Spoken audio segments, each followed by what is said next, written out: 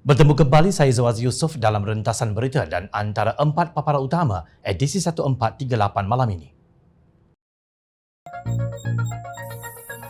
Ekstremis dan perosak perpaduan sila angkat kaki. Tiba masanya pemfitnah diheret ke muka pengadilan. NETR bukti PM bukan jenis goyang kaki. PAS tahu buat kerja atau tidak?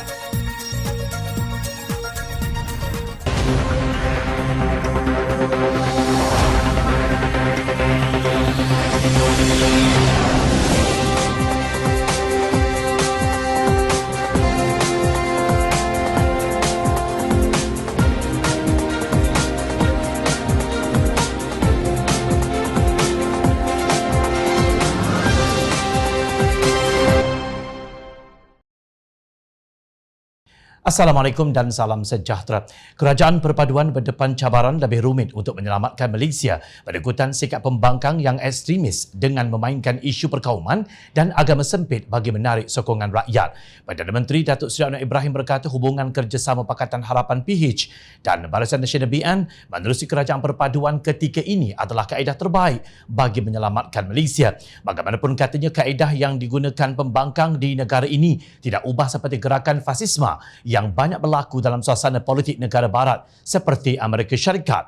Walaupun tidak sama sepenuhnya, namun kerajaan berdepan cabaran dan asakan berlandaskan fitnah dan kecaman. Jadi pertarungan ini lebih rumit daripada biasa kerana hasutan mereka membangkitkan emosi, sikap prasangka serta kebencian dan bukannya menggunakan pertimbangan rasional. Perkara ini bukan asing di dunia khususnya di benua Eropah. Kebangkitan neo-Nazi dan fasisme yang menyebabkan segerombolan kalangan muda membenci kaum minoriti, orang asing dan agama lain. Jadi jawapannya adalah kita perlu menggunakan landasan kebijaksanaan dan pertimbangan waras bagi memahami semangat Malaysia tulen. Justru dengan aspek progresif PH dan pengalaman pentadbiran Barisan Nasional, gabungan ini adalah wadah terbaik untuk menyelamatkan Malaysia sekarang, katanya.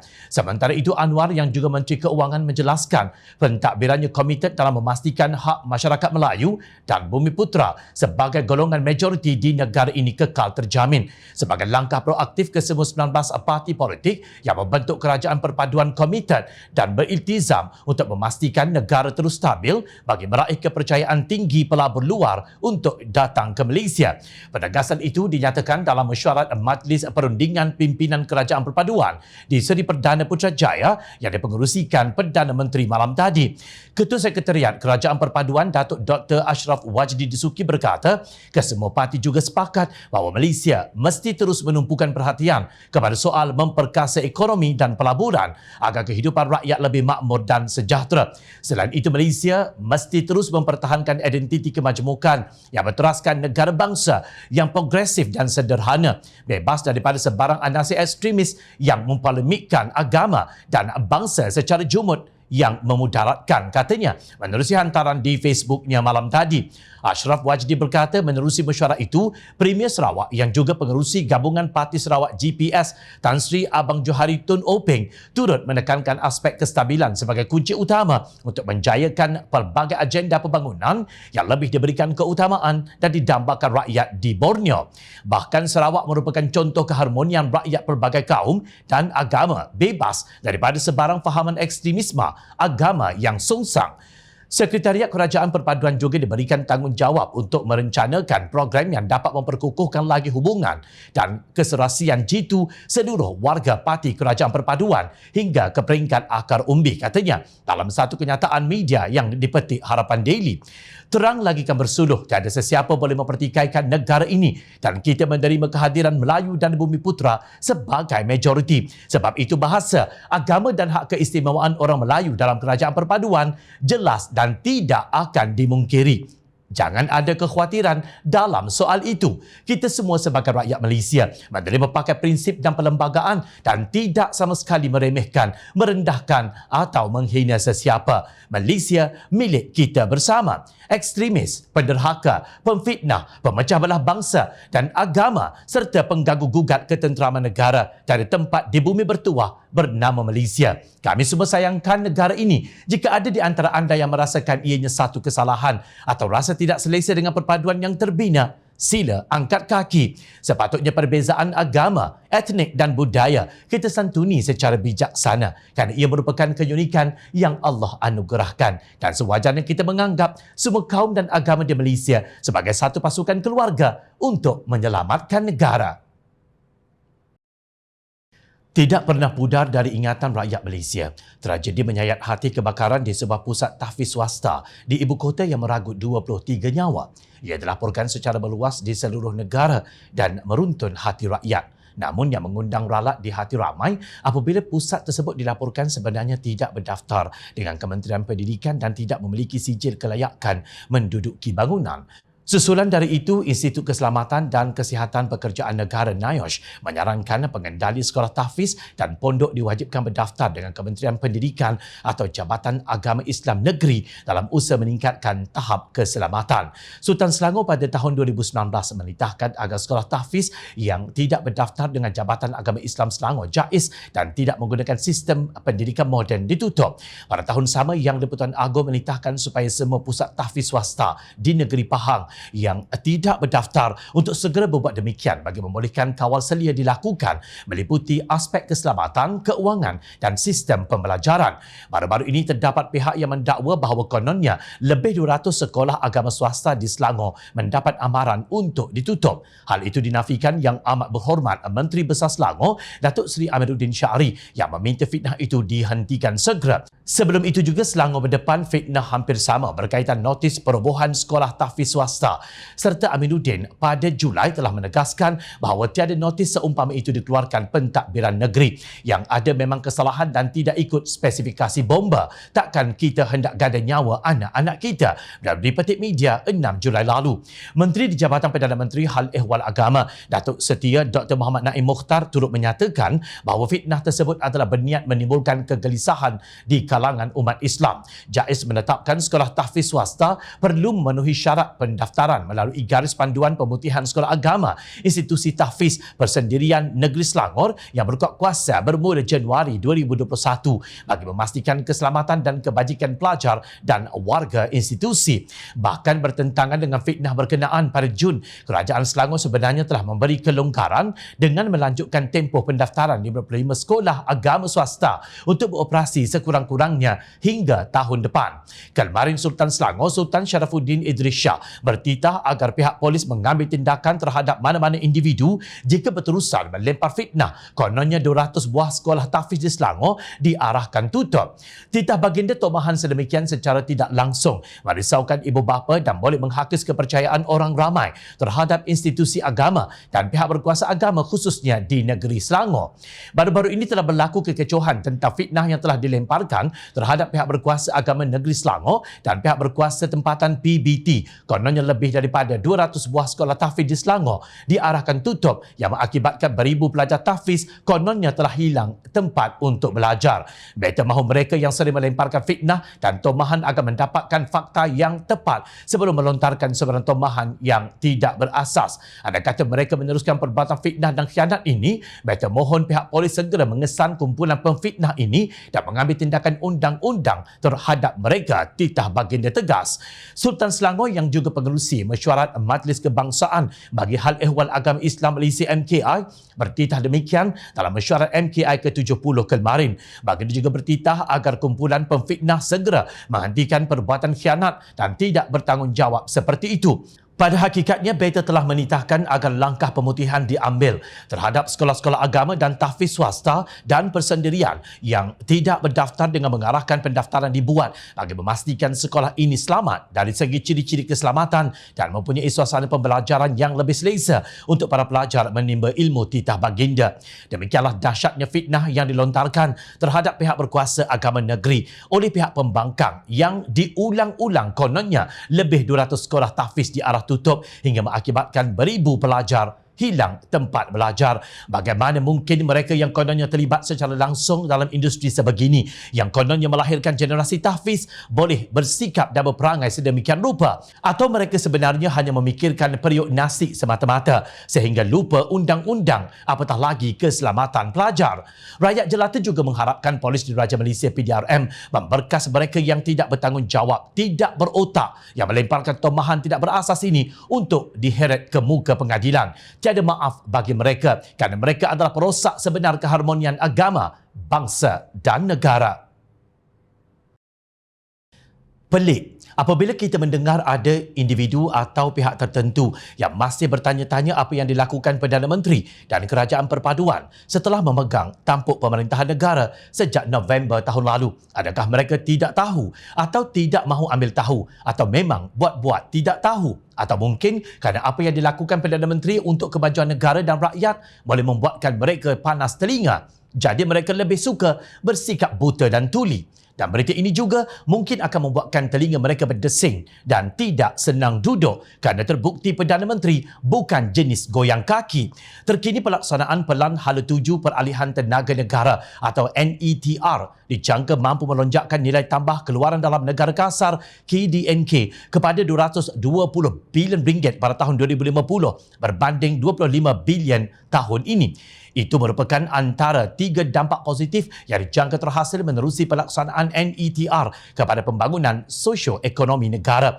Perdana Menteri Datuk Seri Anwar Ibrahim berkata NETR juga diharap dapat mencipta 310,000 peluang pekerjaan secara langsung menjelang tahun 2050. Selain itu, katanya pelan berkenaan turut mampu mengurangkan pelepasan gas rumah kaca atau GHG oleh sektor tenaga sebanyak 32%. Menurut Anwar, peralihan tenaga adalah salah satu inisiatif penstrukturan semula ekonomi negara di bawah gagasan ekonomi madani memperkasa rakyat. Menerusi NETR, kerajaan bertekad tegas dalam soal kebajikan bahawa Malaysia perlu dilonjakkan sebagai sebuah tatanan yang di depan menerajui sektor peralihan tenaga di kalangan anggota ASEAN selain memberi isyarat jelas dalam soal hala tuju ekonomi negara. Saya lontarkan kepada hadirin bahawa pengurusan peralihan tenaga yang berkesan memerlukan pendekatan keseluruhan negara yang pastikan melibatkan kerajaan persekutuan, kerajaan-kerajaan negeri, industri, masyarakat awam dan masyarakat antarabangsa, katanya menerusi hantaran di Facebook beliau semalam. Terdahulu Perdana Menteri telah menyampaikan ucapan pertama dan melancarkan NETR semasa persidangan peralihan tenaga 2023. Perdana Menteri berkata pembangunan kerangka NETR didasari 4 prinsip utama, iaitu aspirasi dan komitmen negara mengenai perubahan iklim serta pembangunan sosioekonomi, aspek keadilan, keterangkuman dan kecekapan kos, tata kelola yang berkesan dan pendekatan keseluruhan negara dan berdampak tinggi. Di samping itu, turut dapat menyediakan peluang pekerjaan serta keterlibatan perusahaan kecil dan sederhana PKS dalam ekosistem rantaian nilai sektor tenaga. Kata beliau, NETR menggariskan 6 pemacu peralihan tenaga, iaitu kecekapan tenaga EE, tenaga boleh baharu TBB, hidrogen, biotenaga, mobiliti hijau dan pemerangkapan, penggunaan dan penyimpanan karbon atau CCUS. Selain itu, 5 pemboleh daya silang telah dikenal pasti, iaitu pembiayaan dan pelaburan, kebijakan dan peraturan, modal insan, infrastruktur dan teknologi serta persoalan tata kelola. Bagi menjelmakan hasrat murni yang amat ambitious ini, NETR telah menggariskan 50 inisiatif utama dan 10 projek flagship yang akan memastikan peralihan tenaga dapat memberi manfaat kepada pembangunan sosioekonomi negara. Katanya, jelasnya lagi, bagi mencapai sasaran NETR tersebut, kerajaan menganggarkan keperluan pelaburan sekurang-kurangnya RM1.2 trilion sehingga tahun 2050. Kerajaan juga menyediakan dana peralihan tenaga negara NETF dengan dana pemula sebanyak RM2 bilion bagi mendukung pelaksanaan projek peralihan tenaga. NETF akan memangkin pembiayaan campuran atau blended financing dari sektor swasta dan pembiayaan antarabangsa bagi meningkatkan akses pembiayaan untuk projek peralihan tenaga yang penting tetapi belum mencapai tahap komersial yang boleh diterima bank. Kejayaan NETR adalah kritikal bagi mengukuhkan ekonomi dan sektor tenaga negara supaya kalis tantangan masa hadapan, katanya. Dalam hubungan ini, katanya lagi, beliau akan mempengerusikan Majlis Tenaga Negara MTN yang bertanggungjawab memastikan perancangan sektor tenaga secara menyeluruh di samping turut memantau pelaksanaan NETR. Usaha ini turut disokong dengan penuh komitmen profesionalisme dan dedikasi oleh Tenaga Nasional Berhad TNB serta Petroleum Nasional Berhad Petronas. Malaysia perlu memberi tumpuan kepada kepentingan kerjasama antarabangsa dalam mempercepat inisiatif peralihan tenaga kerana usaha kolektif boleh memacu perubahan positif untuk masa depan yang lebih bersih dan lebih mampan. Persidangan tersebut akan memainkan peranan penting dalam mempercepatkan peralihan tenaga yang bertanggungjawab dalam kerjasama tempatan dan serantau untuk mengukuhkan sambungan grid antara wilayah, khususnya bagi rantau ASEAN ke arah jaminan tenaga yang lebih baik. Untuk para pengkritik, sila hadam. Kalau masih juga tidak faham, sila ulang berita ini sampai lebam. Sabtu lalu semasa ceramah di Ibu Pejabat PAS Bakri di Johor, Presiden PAS Tan Sri Abdul Hadi Awang mendakwa kepimpinan DAP telah meminta PAS membuang Islam sebagai isyarat untuk meneruskan kerjasama mereka. Dalam menafikan dakwaan itu, Setiausaha Agungnya Anthony Lok Siu Fuk berkata DAP konsisten dengan pendiriannya untuk bekerjasama dengan PAS dalam isu di mana mereka mempunyai titik persamaan dan bersetuju untuk tidak bersetuju di mana mereka tidak dapat mencapai kata sepakat. DAP turut mempersoalkan tindakan PAS yang sentiasa melabel parti itu sebagai musuh Islam dan menjadikan mereka punching bag dalam percaturan politik. Saya menafikan sekeras-kerasnya tuduhan liar tersebut. DAP tidak pernah meminta PAS membuang Islam sepanjang kerjasama antara kedua-dua parti sama ada semasa dalam barisan alternatif iaitu pada tahun 1999 hingga 2002 maupun Pakatan Rakyat 2008 hingga 2015. DAP konsisten dalam pendirian sepanjang kerjasama politik dengan PAS bahawa kami fokus dalam isu-isu yang dipersetujui bersama tetapi mengambil pendekatan bersetuju untuk tidak bersetuju dalam isu yang tidak dapat mencapai konsensus, katanya dalam satu kenyataan media yang dipetik Sinar Harian. Jelas beliau isu pokok yang tidak dapat dipersetujui oleh DAP ialah pelaksanaan hukum hudud dan pihaknya konsisten kerana ia tidak berlandaskan kepada sistem undang-undang yang termaktub dalam Perlembagaan Persekutuan. Anthony turut mengingatkan PAS bahawa selain DAP, individu paling lantang tidak bersetuju dengan pelaksanaan hukum hudud ialah Tun Dr. Mahathir Mohamad semasa beliau menjadi Perdana Menteri keempat. Pendirian tidak bersetuju dengan pelaksanaan hukum hudud tidak bermakna melawan agama Islam. Dr. Mahathir tidak pernah setuju dengan pelaksanaan hudud. Begitu juga parti-parti yang disebut oleh Abdul Hadi seperti MCA, MIC dan juga Gerakan. Jelasnya lagi, mengapa hanya DAP yang sentiasa dilabelkan oleh PAS sebagai musuh Islam? Bukankah ini semata-mata satu pembohongan PAS dalam percaturan politik mereka? Soal Anthony. Kenapa Hadi tidak bertanya kepada bekas Perdana Menteri itu ketika berkongsi pentas yang sama baru-baru ini? Ternyata dahsyatnya kepura-puraan Hadi sambil menunggang agama. Hipokrit. Hadi sebelum ini berkata kononnya orang Islam perlu menjadi pemimpin dalam usaha menjamin kestabilan serta keamanan kepada rakyat di negara ini. Menurut beliau, ia merupakan perkara yang perlu direalisasikan bermula dengan usaha penyatuan orang Melayu Islam sebelum melibatkan kaum-kaum lain. Perjuangan Islam tak mati sampai ke hari ini dan ia terus dihidupkan oleh kumpulan-kumpulan Islam. Di Malaysia, kita nak satukan orang Melayu Islam ini. Mereka kaum yang asal datang ke sini. Kaum lain iaitu bukan Islam kemudian. Maksudnya yang bukan ekstrim dan menentang Islam. Kita nak ajak kaum lain untuk bersama dengan kita. Kita tak halang mereka. Tetapi biarlah Islam yang memimpin, katanya. Dan berkata demikian pada ceramah Perdana Perikatan Nasional PN sepada pilihan raya kecil PRK Dun Simpang Jeram di markas PAS kawasan Bakri Sabtu lalu. Sementara itu, Abdul Hadi berkata apabila orang Islam memimpin, sudah tentu undang-undang Islam yang melibatkan hukum hudud dan qisas akan dilaksanakan. Bagaimanapun katanya, orang bukan Islam tidak perlu takut dengan pelaksanaan undang-undang Islam ini kerana ia lebih kepada usaha mendidik dan bukannya menyeksa. Ya, undang-undang Islam yang mengandungi hukum hudud qisas ini keras tetapi ia bertujuan untuk mendidik masyarakat dan bukan menyeksa kerana cukup syarat saksi, syarat hakim, syarat keterangan susah. Tetapi penjenayah takut sebab ia undang-undang Islam. Didik rakyat, katanya. Wah, bukan main lagi ketua kabilah penunggang agama ini bila berkata-kata. Persoalannya di sini, kenapa Hadi tidak melaksanakannya ketika berada dalam kerajaan selama 33 bulan sebelum ini? Bukankah ketika itu kuasa sudah berada di tangan pemegang kunci syurga itu?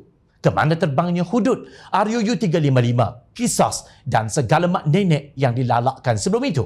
Atau sedang asyik menelan gaji buta duta khas bertaraf menteri selama berkuasa? Atau menjaga hati rakan sebantal yang bernama Gerakan? Sekarang Terengganu telah menjadi hak milik sah PAS tanpa PH, tanpa DAP. Kenapa tidak dilaksanakan hudud, kisos dan RUU 355 yang dijadikan bunga rampai untuk para walaun selama berkempen? Buatlah, laksanakan. Malah itu yang sepatutnya perkara pertama yang dilakukan di Terengganu jika hendak disamakan dengan tempoh sebelum ini. Sebelum dapat kuasa, bukan main menyalak. Setelah dapat kuasa, tenggelam bersama gaji buta dan ghanimah. Kini, hilang kuasa di Persekutuan, Hadi dan PAS kembali berdendang lirik dan melodi yang sama. Di tempat mereka menang. Tidak pula berubah apa-apa. Sebenarnya PAS ini tahu buat kerja atau tidak? Atau hanya sekadar juara melalak? Ingat, rakyat sentiasa memerhati. Di kesempatan ini, saya dan seluruh warga kerja Jom Channel ingin mengucapkan selamat menyambut Hari Kebangsaan kepada seluruh rakyat Malaysia yang dicintai. Kekalkan perpaduan dan kita raikan perbezaan. Malaysia Madani, tekad perpaduan, penuhi harapan. Bertemu lagi, saya Zawaz Yusof. Assalamualaikum, salam sejahtera. Kita jumpa lagi.